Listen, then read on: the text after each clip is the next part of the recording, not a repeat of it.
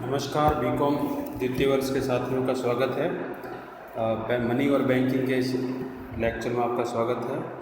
आज हम पढ़ेंगे recent trends in Indian money market, यानी भारतीय मुद्रा बाजार में जो रिसेंट ट्रेंड यानी जो विकास हुआ है, डेवलपमेंट हुआ है या जो ट्रेंड चल रहा है उसके बारे में बात करेंगे।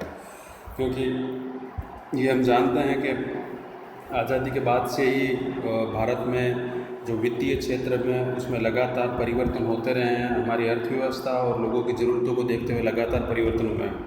इसी तरीके से मुद्रा बाजार यानी मनी मार्केट में भी लगातार परिवर्तन हुआ है। तो इस लेक्चर में हम रिसेंट जो ट्रेंड हैं, जो चेंजेस हैं, वो हम स्टडी करेंगे। तो इसमें कंटिन्यू करते हैं। Since its inception, particularly after independence, the RBI has been making efforts to remove the defects of the Indian money market. The organized sector of the market is relatively well knit and differences between various sectors of the market have been reduced. पहला जो development किया गया वो था development of money market instrument, यानी मुद्रा बाजार से संबंधित जो प्रतिभूतियां हैं, जो अलग अलग इंस्ट्रूमेंट हैं, उनको ज़रूरत के हिसाब से डेवलप किया गया। हमने पिछले लेक्चर में पढ़ा था कि मुद्रा बाजार के जो मुख्य इंस्ट्रूमेंट है उनमें जैसे ट्रेजरी बिल है, कॉल मनी है, सर्टिफिकेट ऑफ डिपॉजिट है, कमर्शियल पेपर है एंड बिल डिस्काउंटिंग है। इसी तरीके से समय के साथ में ज़रूरतों को देखते हुए नए इंस्ट्रूमेंट भी डेवलप किए गए। इसमें कुछ उदाहरण दिए गए, जैसे Reserve Bank of India has played an important role in introduction of new money market instrument. These new instruments are 182 days treasury bill, longer maturity bills, dated government securities, certificate of deposit and commercial paper, 3 to 4 days repos and 1 days repos in 1998 and 1999। इसके बाद में इन्होंने 91 days treasury bill भी issue किए, जो कि treasury ही issue करती है। एंड अकॉर्डिंगली जब जब नए इंस्ट्रूमेंट की ज़रूरत पड़ी मार्केट के अकॉर्डिंग उन्होंने नए इंस्ट्रूमेंट इशू किए। इन जनवरी 1993 government of India introduce the system of weekly out time which has become quite popular.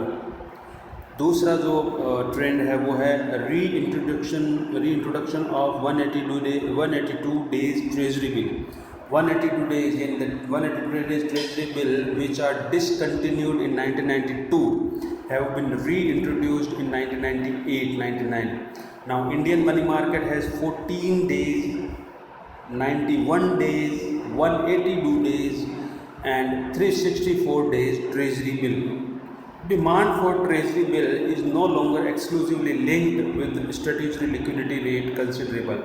The secondary market transactions aiming at effective management of short-term liquidity are on the increase. So ये कुछ नए introduce किए गए थे समय के साथ। Deregulate the interest rate. पहले क्या था, जो ब्याज दर होती थी वो सरकार के द्वारा निर्धारित होती थी, सरकार का उस पर पूर्ण नियंत्रण था।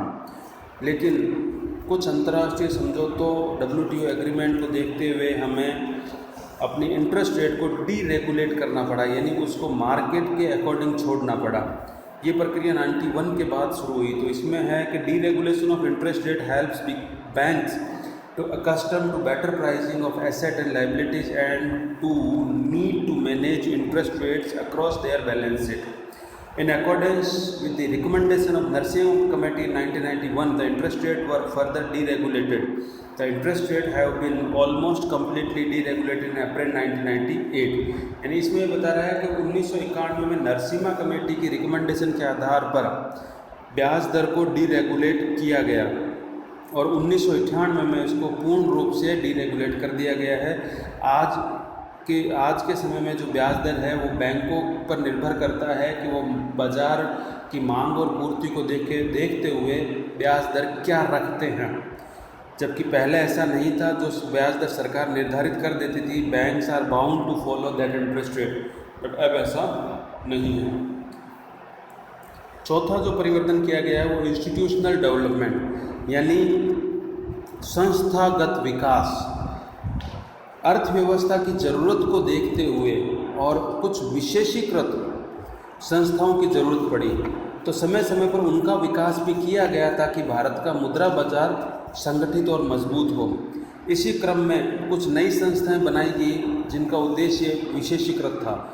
इसमें है the post reform period so significant institutional development and procedural reforms aimed at developing a strong secondary market in government securities. इसके तहत जो इंस्टीट्यूशन यानी संस्था बनाई गई वो था discount and finance house of India limited has been set up as a part of package of reforms of money market. It buys bills and other short term papers from banks and financial institutions. It provides short term investment opportunity to bank, यानी अल्पकाल के लिए जो निवेश की सुविधाएं प्रदान करता है वो है DFHI। फिर जो अगला परिवर्तन किया गया था वो मनी मार्केट म्यूचुअल फंड किया गया। In 1992 setting up of money market mutual fund was announced to bring it within in the reach of individual. These funds have been introduced by the financial institution and bank.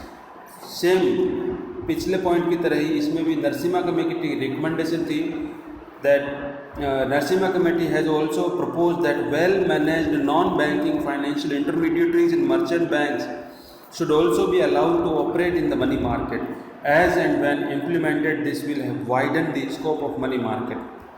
यहाँ मैं आपको mutual fund का थोड़ा concept समझाना चाहूँगा। Mutual fund क्या होता है? म्यूचुअल फंड ये होता है कि जैसे निवेशक निवेशक कई तरह के होते हैं, छोटे, बड़े, मध्यम।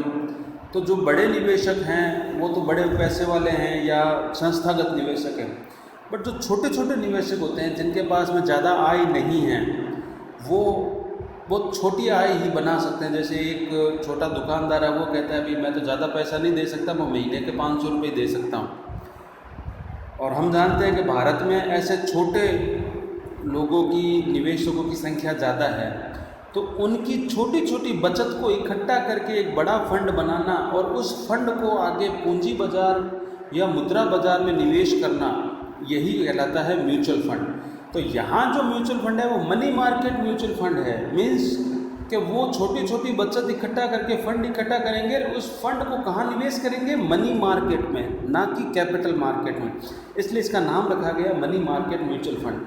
तो यहाँ नरसिम्हा कमेटी ने रिकमेंडेशन दी थी कि आप जो बैंक के अलावा जो वित्तीय संस्थाएं हैं उनको भी अलाउ करो ताकि मुद्रा बाजार में पैसा आए। और उसी के तहत उन्होंने म्यूचुअल फंड को भी अलाउ किया कि mutual funds are allow to enter into money market instrument, और इससे मुद्रा बाजार में मुद्रा का प्रवाह बढ़ेगा। जो छठा परिवर्तन किया गया था वो permission to foreign institutional investors, यानी विदेशी संस्थागत निवेशक को भी मनी मार्केट में निवेश करने की परमिशन दे दी गई। FIIs are allowed to operate in all dated government security. The policy from 1998-99 had allowed them to buy treasury bill within approved debt ceiling. यानी विदेशी संस्थागत निवेशकों को भी ये परमिशन दी गई कि वो भारतीय मुद्रा बाजार में प्रतिभूतियाँ खरीद सकते हैं, जिसके तहत ट्रेजरी बिल आगे किसके साथ? With in approved date ceiling, यानी अधिकतम लिमिट को निर्धारित करते हुए उन्हें परमिशन दी गई। तो इसी के साथ में हमने इस पॉइंट में बहुत ही जल्दी शॉर्ट एंड स्वीट पढ़ा कि रिसेंट ट्रेंड क्या है भारतीय मुद्रा बाजार के।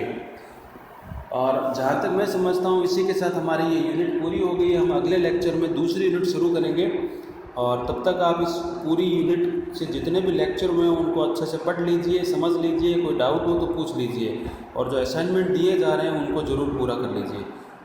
फिर मिलेंगे अगले लेक्चर में, तब तक स्वस्थ रहिए, पढ़ते रहिए।